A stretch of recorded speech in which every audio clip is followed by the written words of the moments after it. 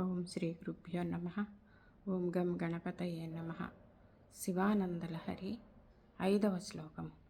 స్మృతౌ శాస్త్రే వైద్యే శకున కవితా గానఫణితౌ పురాణే మంత్రే వా స్తుతి నటన హాస్యేష్వచతురః కథం రాజ్ఞాం ప్రీతిర్భవతి మయి కోహం పశుపతే పశుం మాం సర్వజ్ఞ ప్రథిత కృపయా పాలయ విభో.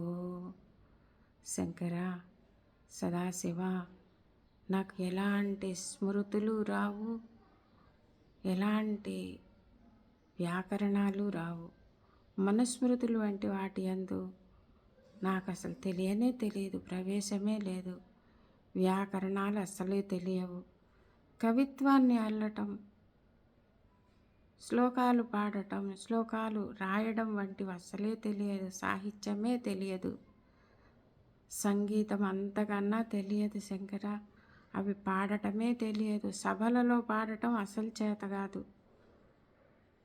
పురాణ కాలక్షేపములు చెప్పటం నాకు చేత కాదు. వాటిల్లో మునిగి ఉండడం అంతకన్నా చేత కాదు శంకర. మంత్రాలు తెలియవు, మంత్ర జపాలు తెలియవు, మంత్ర ప్రయోగాలు తెలియవు. ఇతరులని పొగడటము చేతగాదు.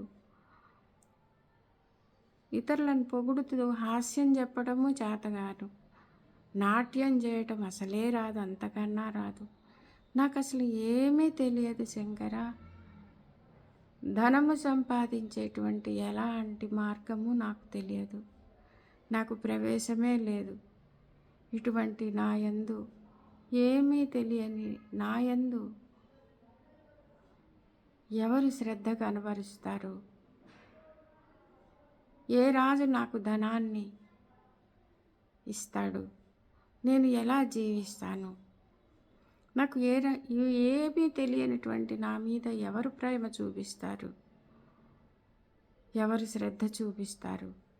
నేను పశువు లాంటి వాడిని శంకర. నాకేమీ తెలియదు.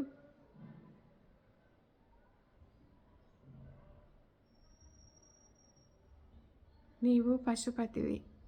నాలాంటి వారందరిపైన దయా కరుణ చూపించేటువంటి వాడివి. కాబట్టి నువ్వే నన్ను కాపాడాలి. నువ్వే నా పైన దయ చూపించాలి శంకర. సదాశివ. ఓం శ్రీమాత్రే నమః.